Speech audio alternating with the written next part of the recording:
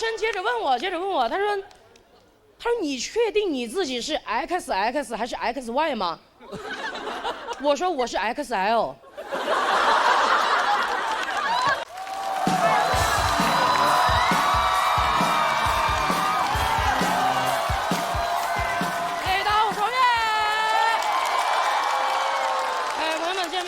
真的，哎，去年我上完节目过后，应该很多朋友认识我了吧？有认识的吗？有吗？我现在认识。去年确实一整年，我也在线下巡演我自己的专场，也演了很多场。说实话，这个工作越来越忙，我现在身体跟不上了，我痛经。哎，我也是会来月经的啊。真的，我把你们当自己人才说的。其实我每次来月经，我从第一天我就开始痛。那种痛可能很多男生不太能懂哈，就是你上学的时候，几个人端着你的腿去撞树，这连撞7天啊！我上一次来上海，我出差也是在虹桥机场，那天突然我在机场走着，突然就来月经了，一下把我痛的就晕倒在地上，当时来了3个男的抬我，没抬起来，抬不起来，顺手就把我放在地上了，旁边围过来好多人就在问，他说怎么了？我躺在地上很虚弱，我说痛经。旁边人说小伙子痛得都神志不清了吧？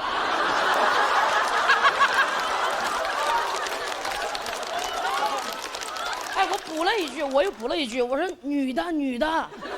他旁边人说都什么时候了，怎么还在想女的？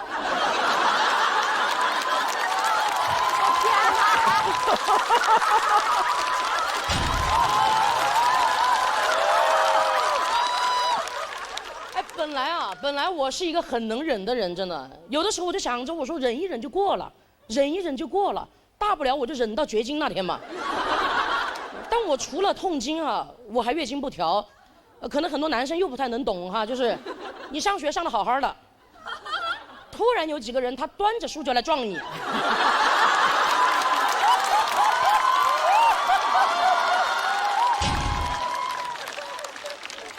我的月经就是这个样子，真的，来的时候也不说一声，到点儿了他又不走，在的时候我浑身都不舒服，我的感觉这个东西不应该叫大姨妈，应该叫领导。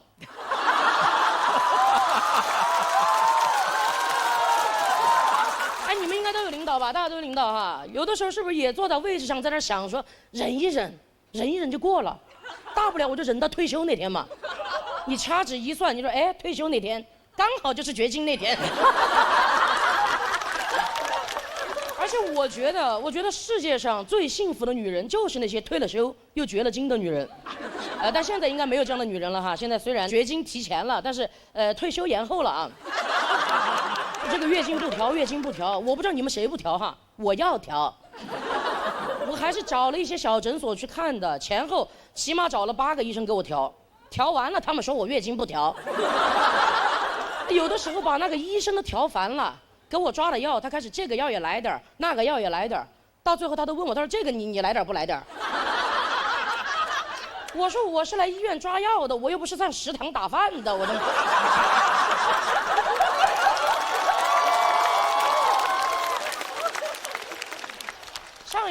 上一次我在虹桥机场把我痛晕了过后，我就回成都，我说下定决心我去大医院挂个专家号，好好看一下我这个妇科。那天我老早就去了，一到诊室，医生问了一些基本问题，他就给我提了个要求，他说你能不能把你衣服撩起来，我检查一下你的胸。我怎么好意思嘛，我胸又长得不好看。我虽然没有身材，但是我有身材焦虑哈。他长得像一个8字。好了，你们也不要盯着看了。而且那段时间本来就因为月经不调，我的8字还挺硬的。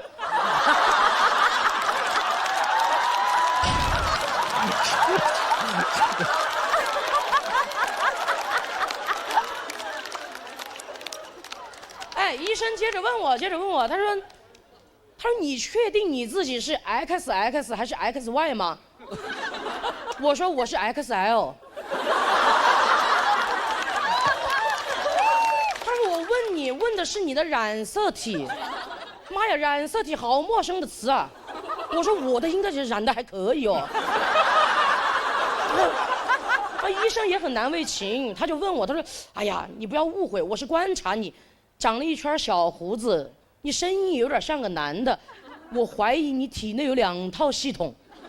妈呀，当时把我吓坏了，我说什么意思？一套安卓，一套 iOS。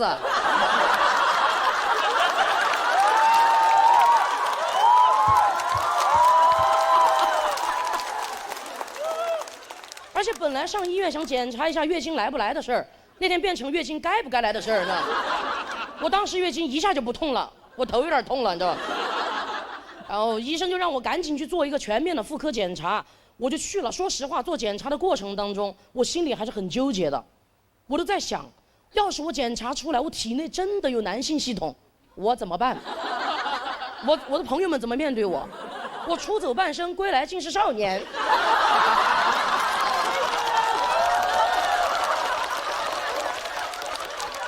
我想了一圈，我觉得这个事情，世界上最开心的人应该是我爸爸。我爸爸太想要个儿子了，但他这辈子只生下了我和我妹妹。不过我觉得这个事情什么时候跟他说，他应该都会很开心的，哪怕他去世那天。我就站在他面前，把我的检查报告拿出来，我说：“爸爸，其实我不是你的小棉袄，我是一个假2件。”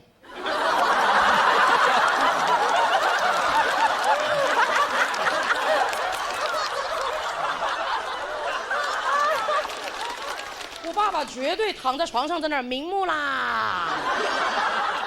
等一下，顺便把你妹妹送去再检查一下。爸爸能等。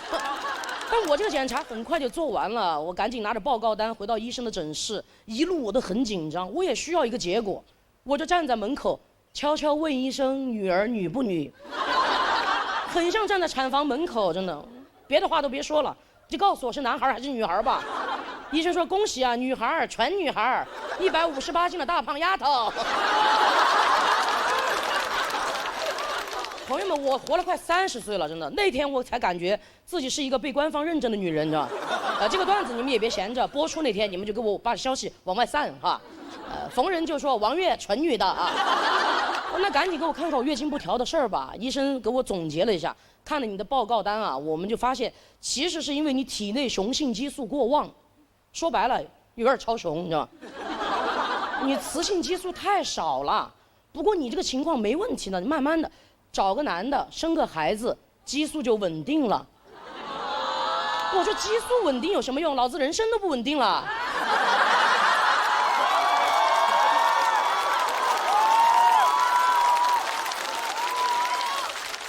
再说了，我是来医院看病的，我又不是来求子的。你让我这个样子，我上哪里去给你找个男的？我一想，我说，哎，虹桥机场那儿3个男的。还挺有责任心的啊。但我后来在想，居然在那一刻，我真的在考虑，要不然就听医生的吧，我找个男的当个药引子。但我觉得我这样不对，这样不对啊！大家都说不要物化女性，我居然在那儿要物化男性，你知道？我就问医生，我说其他真的没办法了吗？医生说实在没办法的话，我当时就知道他有办法。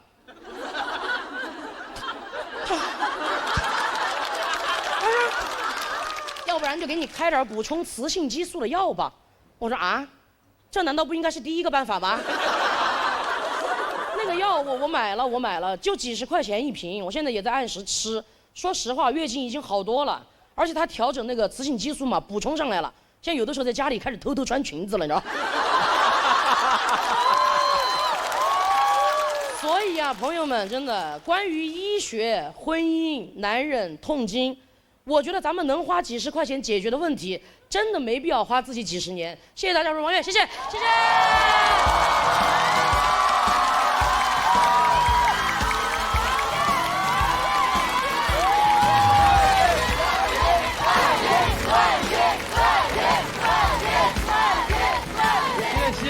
谢谢王悦，喜欢王悦刚刚表演的朋友们，不要忘了在呼喊冠军的同时，一定要记得为他投票哦。3、2、1，请锁票。谢谢。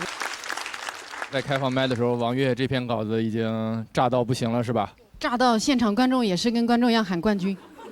又进步了，好厉害！天真姐。哎，我有一种又想哭的冲动。首先，我觉得王悦你讲的，你整个人的能力是升级了。然后第二个呢，这是我第2次在脱口秀舞台上听到一位女性脱口秀演员公开的讨论月经这个话题。第一次是在小鹿的专场《女儿红》里面，然后这是第2次听到。我觉得今天整个我听到的感觉就是你把女性成长过程中的一个困境跟她的解决方案，我觉得都讲得很明白。尤其我最后你那句底，我非常的喜欢。其实很多事情都有最简单的解决方案，可能你真的花几十块钱买个药就解决的问题，不需要求助男性或者其他的所谓的社会共识里的一种认知才去解决它。我觉得你的结尾是非常有力量的。谢谢谢谢。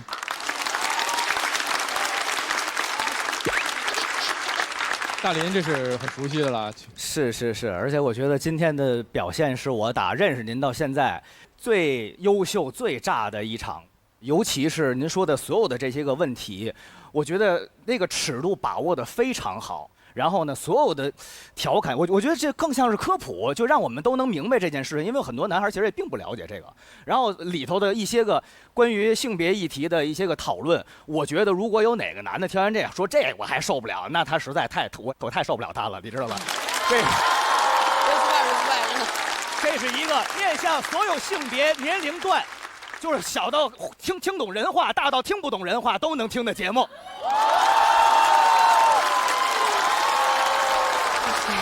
谢谢。确实，大林也是真性情。大鹏导演应该是第1次见到王悦的演出是吗？我很开心，就是可以通过这样一场表演，开启我对他的认识，我对刘洋的敬意又提高了。刘洋愿意做这样的选择，你知道面对的是多强的对手啊？肯定知道。所以你也成全了这场对决，啊。2个人都是能量非常高的选手，因为之前就是大家前采的时候，王悦也表达过，就是他特别想挑战我，然后我是希望如果我满足了他的愿望，未来他有金牌，他也许能用在我身上给我救。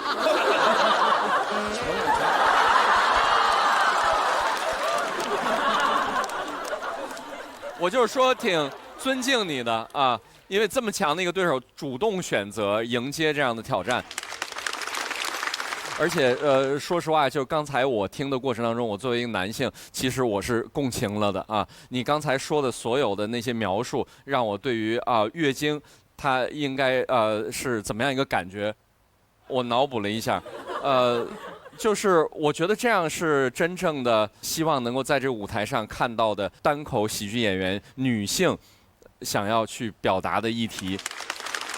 其实我觉得真正的尊重就是大家伙儿那个就是这样的对话平视了，所以在你的这个表达里面，我都替你解气。我很欣赏你的表演，然后希望你继续能够在这个舞台上探讨解锁新的更多的话题。谢谢。对，我觉得王悦那个撞树的比喻特别好。对，我也是在那儿特别有共鸣，因为在那一刻，王悦讲了那个别人举着树来撞你的时候，我就终于理解那个是什么，就是痛经到底是什么感觉。然后我同时知道，我其实不是真的理解，因为没有人真的拿树来撞过我。而且是连撞7天，你知道吧？就是。我觉得那个妙就妙在，它让你以为你知道，但是你其实不知道，你就是永远不知道。我最喜欢这个王悦这篇表演的，就是他在诉说如此可能日常，但其实很深重的一个困境的同时，其实他表达的时候维持了最大的克制和客观。他就当然就像几位所说的一样，那个。我刚刚注意到一点，本来在嘻哈演出之前，我不应该过多提你的名字，但是你好像是这个落泪了，是吗？哎呀，我嘻哈和王悦是非常好的朋友了，然后既然如此，就聊2句。我是因为确实我知道王悦痛经非常厉害，所以他讲到这地方，我会真的有点心疼。然后包括他上台之前很紧张，他一直在干呕，就他上台之前他是，我站教主喽，我站喽。我这么反胃吗？我仅仅念到我名字就吐了。不是他单纯紧张，教主他很紧张，他纯紧张，他纯很紧张，然后很尊敬你，然后很看重你才会这个样子。包括他说他终于可以跟他爸爸说，你是一个有加两件，对，可能听过他专场的朋友的话，就可能知道他说这句话的含义在哪里，所以就会带入我可能有点个人情感了，不用管我了，我刚刚就有点克制不住了，我知道，但是我看到王悦站上来，很完整的把这一篇稿子讲下来，我会非常开心。要看到所有朋友为他投票，我非常感谢你们，谢谢。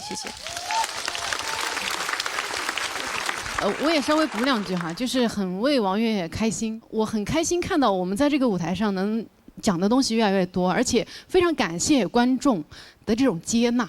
其实就是为什么王悦刚开始说痛经的时候，其实那是个很重要的点，就是大家会不会紧张，能不能接纳这个话题，其实决定了整场演出后续的气质。所以刚才大家一下子就接纳了，很愿意听到这个话题的那个样子，其实是对于女演员来说非常大的一个肯定。也正是因为大家的这种因为对她喜剧、对她内容的接纳，所以这个舞台我们能拓展的边界才会越来越大。非常感谢大家，很开心。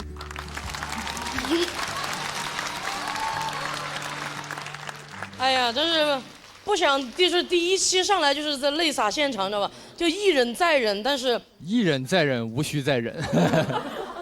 还是很感慨吧。其实今年感觉，上来演这个挑战教主这个事儿，其实我真的做了很重要的决定。因为去年我是一个新人，然后其实不太有胆子，然后站到舞台上来挑战这种前辈们。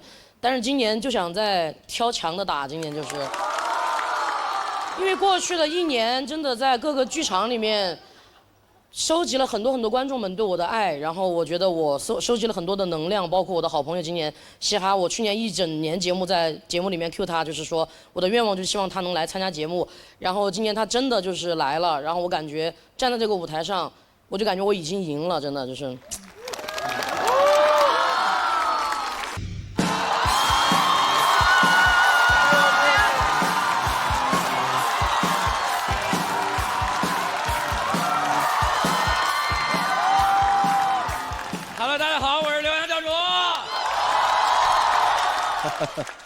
其实去年到今年也发生了一些变化，就是我做了一个近视眼的手术，大家应该能看出来吧？看出来就有鬼了哈，看出来。我做了一个全飞秒的手术，然后做手术的原因也非常的简单，上了春晚之后看不清未来的路了，然后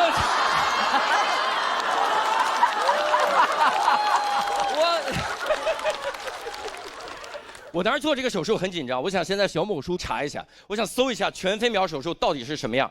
一搜，我天，说什么的都有，真的各位，有帖子说做了全飞秒手术之后夜间视力下降，聚焦都聚不上了，还有说做了全飞秒手术之后能戴墨镜了，重启第2人生了，还有一个帖子说做完全飞秒手术当场就后悔，一点开后悔没早做。后来是我有一个朋友推荐我去一个德国的诊所去做。说实话，各位，我听到是德国诊所的时候，心里有一丢丢的向往，因为我以前听过很多关于德国的都市传说。我不知道各位听说过没有？有一个最有名的，我给你讲一下，最有名的青岛下水道的故事，各位听过吗？你们来着了。今天你出去之后，你就是最懂青岛下水道的人。说青岛下水道为什么这么多年一直不堵？下多大的雨到那儿叭就漏下去，渤海放那儿叭就漏下去。有时候车过那儿叭就没了，为什么这么厉害？就是当年德国人给修的，说修的有多好，说修的最后有一下水道有一天坏了，大家把那个下水道一拆开，全青岛的下水道工人全傻眼了，那零件见都没见过。当时实在没办法了，也不会修，只好给德国人打电话。说来也怪，不会修下水道，会德语。打过去之后就骂德国人说：“哎，那边那下水道坏了个屁的！”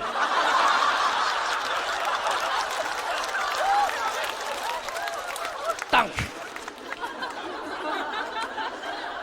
德国人说：“不要慌，下水道固有一坏。”我们当年就预料到这个结果，所以我们在下水道附近3米处挖了一个坑。你打开那个坑，里面会有个油纸包，大家一打开，真有个油纸包，一拆开里面就是下水道的零件，换上之后下水道完好如初。我天，各位，这个故事非常的扯，各位哈，千万不要信。已经有观众开始记笔记了啊！我今天好了解德国下水道啊，千万不要信。但是说实话，这么扯的故事，当你要去找一个德国医生做手术的时候，你心里就有一点希望它是真的，因为一旦是真的，各位，我的眼睛得多有保障。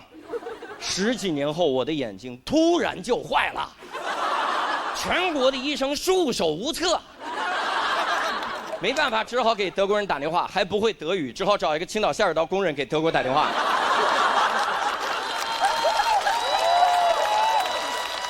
青岛下水道工人一打过去，哎，那下水道好了，眼睛完蛋了。Dank。德国人说不要慌，我早知道眼睛固有一坏，所以我们在他角膜3厘米处挖了一个坑，你们中文叫酒窝。那里面我放了个油纸包，大家一打开，真有个油纸包，里面一拆开就是我的角膜。换上之后，眼睛完好如初。德国医生因为私藏角膜被判无期。当然我去了那个医院，我发现最大的问题根本不在于医术，这个根本不用担心，最担心的是怎么跟德国人交流。我天，我们俩那个交流，用德语我不会德语，用中文他以为他会中文。我们俩交流，我中间实在没办法，我说不行就用英语吧。啊，我也教了10几年英语，德国口音的英语，说慢点我应该听得清。各位，德国口音一点都不是问题，词汇量是个大问题啊！那医学词汇一个都听不懂。那医生给我描述了一下全飞秒手术的全过程，我从全飞秒手术就没听懂。我给各位科普一下，全飞秒手术的英文叫 smile， 听着像一个手术的名字吗？我在那聊着聊着，他跟我说 smile， 我就。他说奶 you smile， 我说 I smile 着呢，哎，这都快 laugh 了，这嘴再咧就疼 cry 了，这就。最后我实在没办法，我找了一个，我在医院里随便找了个护士，我说您好，那个麻烦您能当一下我们的翻译吗？那个护士说可以，2个字刺痛了我。我30多岁了，教了10几年英语，英语没法跟人沟通。那护士看着20刚出头，能翻译德语。所以我特别毕恭毕敬，我跟人护士说：“我说那个，能麻烦您问一下，我的夜间眩光会严重吗？”那护士问医生：“他的夜间眩光会严重吗？”我说：“刚刚这个环节我是哪儿不会呢？”然后最紧张的是做手术当天，做手术当天真的非常紧张，因为我非常担心这个手术出风险。各位你应该能理解，我无法承受近视眼手术带来的风险，因为我们已经有一个盲人脱口秀演员了，不仅盲了，段子都被他写差不多了，去年拿着段子都得第3了。我要是出了风险，我真是字面意思上的白瞎了。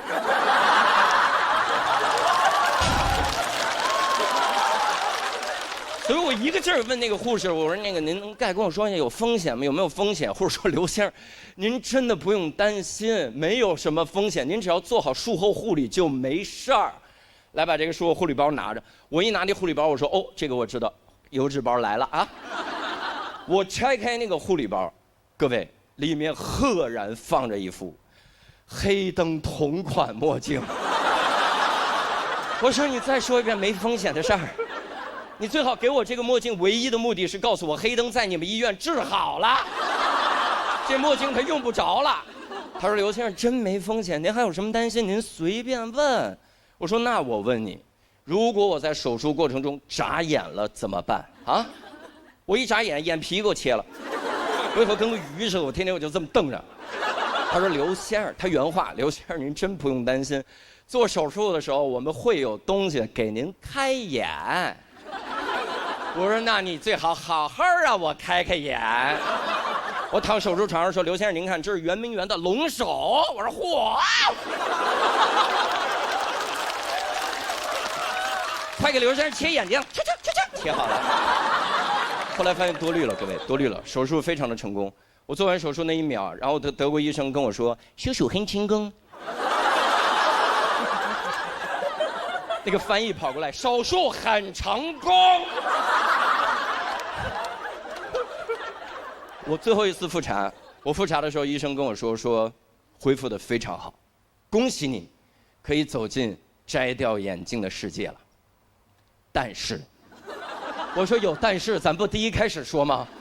我说但是什么？他说但是，您年底就要38岁了，40岁左右呢会出现老花眼的症状。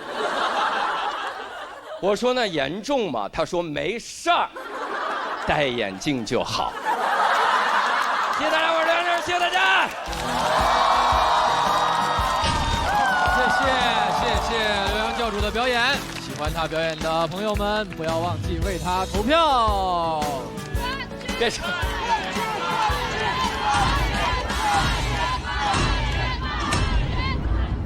谢谢大家，谢谢。其实刚刚大鹏老师问小北是不是怎么主动开场，教主也提了要帮大家开场，对吧？对，在这个谦虚大赛中，比小北还谦虚，就把他推出来了哈。小北手一举，我就把手放下。确实，老演员还是有老演员的这个风度。而且教主去年特别忙，对不对？熟悉他的朋友都知道，这个上春晚，然后哎，这也挺忙的，挺忙的。然后专场的巡演还写了一本新书。但最值得我骄傲的是客串了大鹏老师的电影啊，《长安的丽人》。谢谢，学到了非常多，大家一定要去看，一定要去看。大鹏导演今天是第一次现场看教主的表演吗？现场看是第一次的。他不只是说脱口秀，我认识你还是在另一个喜剧节目上，他都可以做得很好。然后我听说他保持了一个记录，就是说全中国开单口喜剧专场最多的喜剧演员是吗？全内地。他就是为了把黄子华排出去啊。对。总的来讲是个特别有上进心的人，我看你的演出我很感动的，因为其实你是很用力在希望大家笑，不像好话，鹏哥。其实你的文本、你的创作已经相当厉害了。刚才有好几次想拍这个灯，还没给你拍的机会，可能就进入下一环节了。我觉得你稍微再放松一点，可能你整体水准还能再提高很多。行，下次我说完一个梗就等大家。谢谢鹏哥，谢谢鹏哥。太上进了，就表现出对很多事情的一种好奇。其实咱们这个节目里面有好几位演员，最后都参与了我电影的表演，然后大家也都非常好的完成了自己的角色工作。刘洋跟其他人不太一样，在现场有他戏没他戏他都去，他琢磨。这是好话，这是好话。喜剧卷王嘛，这怎么说的？我像要进军摄影行业了，我这不是啊，鹏哥，我那角色还在吗？我就是想跟你说这事儿才来的。有他，眼神好的话还是能找到的。那大林跟天真姐都很熟悉了，是吧？很熟悉，而且我觉得其实他那个前面那点讲下水道的，我觉得还真挺有意思的。尤其教主在模仿这个德国话的时候啊，他这个用力就非常合适了。而且后来他说那个跟那大夫交流不了，说那小护士行，我以为那小护士告诉你他在青岛修过下水道呢，我以为。教主的表演我是很喜欢的，因为我觉得他是很有个人风格的。就是教主给我一种喝醉了之后梦游的感觉。你是通过比较荒诞的叙事方式，但讲的又是现实主义的故事，所以他就会给我一种在梦境里跳进跳出的感觉，就像一个人在给我形容他非常奇幻的梦境。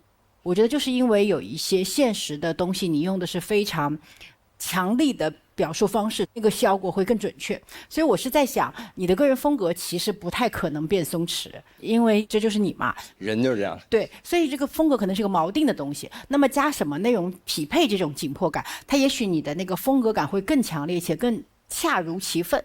我觉得那个方向也许是可以再探寻一下的。我的感觉是，那个如果更准确的话，那个能量会非常大。谢谢。其实我对刘老师来说，我觉得能跟刘老师，真的，我发自内心的，就是我能跟刘老师站在一个舞台上，就是我的荣幸。哎呦，真的，你们不要觉得我捧他，我其实非常崇拜刘老师，我并不是崇拜他这个人，他的教师身份是吧？我是崇拜他的学历，不是，我是崇拜刘老师他台下的人格。刘洋是那种人，就是他不管赢了还是输了，他都能非常认真的在台下就握一下我的手，说付航冲啊，他是这种人。谢谢。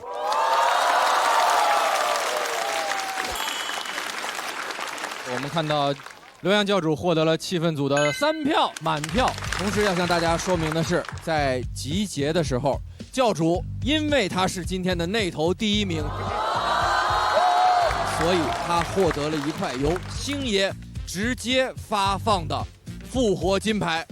刘洋教主的金牌会随着他的表演结束直接触发抢金环节，其他5组的演员要不要选择挑战刘洋教主？倒计时5秒钟。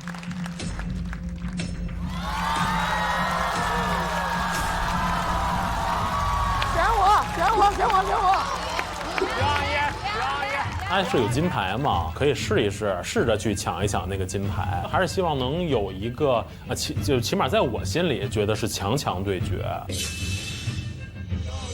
我想重新作为一个很多年不见的比赛的老友，一起再战斗一次。因为我觉得我这趴段子我自己也非常喜欢，我也想打一个非常强劲的对手。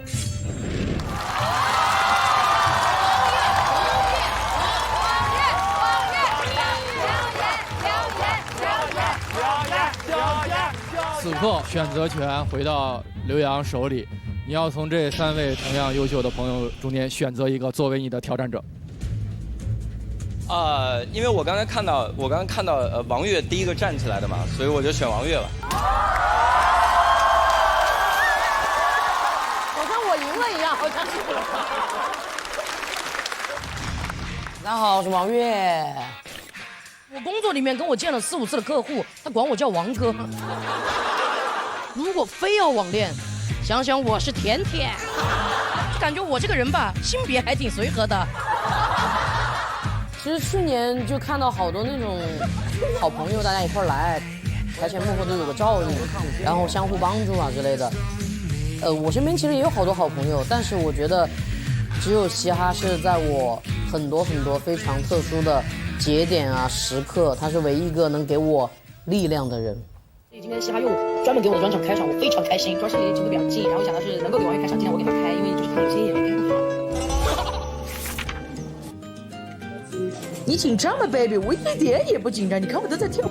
其实那个时候我们两个已经很紧张了，完全不知道该怎么办。那就做点运动吧，跳，一会儿上场，加油，冲！我去年就说过了，要是嘻哈能来就好了。我愿望是明年能跟嘻哈一块儿来。叫我放手一搏，我不至于吧？回去跟他打搏击，嘻哈等我回来放手一搏。今年没有想到他真的来了，就是。这里是爱奇艺创意大厦，然后我现在买了杯咖啡，在这儿等嘻哈。看看是谁？是谁呀？这是？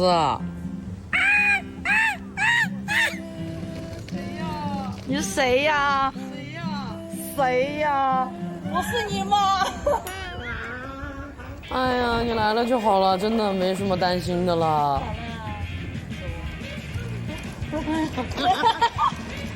我这次为什么来这个节目？说，其实就是为王悦来的嘛。优点啊，可以单出一个综艺嘛，就是他优点很多呀。你不要看他小小的，又挺会照顾人，然后从内容创作来讲就不用说了。王悦应该是这2年我觉得进步很大，他自己私下也很努力，然后包括很钻研这些内容啊，有些东西甚至理论都是他给我讲，挺不错的。我觉得今年信心比去年其实更强一点了。去年其实一整年在线下也积攒了很多信心，包括观众对我的爱、对我的认可。我今年想挑强的打，就是越强越要打。不是，我有点好斗了。没有，就是你不管是从自己的担当来说也好，还是说好胜心来说也好，你今年如果上节目有机会的话，一定是就是挑强的。无疑会是一场非常精彩也非常激烈的对决。终究我们要公布这个挑战的结果呢，我们把刘洋教主请回舞台中央。2位都获得了气氛组的全票。我这下手就吐了。那么谁将在这轮对决中最后胜出呢？结果请看大屏幕。这是强对决，我天，今天节目有点太好看了吧！王悦这一季确实是非常的令人刮目相看，我觉得他的尺度拿捏得非常的好。我觉得教主有一种很强的气场，非常善于讲故事，然后他的内容也非常的精彩。哇，这一组是我看的最心惊胆战的一集，真的是才上台2个人就贡献了跟总决赛一样激烈的演出。哦，恭喜王悦，我们也恭喜教主183票，非常优秀的成绩。根据我们的赛制，教主要暂时前往待定区。虽然我觉得和宋小北的话是一样的，我个人觉得你非常有机会再回来。这没什么任何遗憾，心服口服，实至名归。而且最重要的是，因为一想到要去待定区，能跟特别松弛的小北在一起，我一想到这我。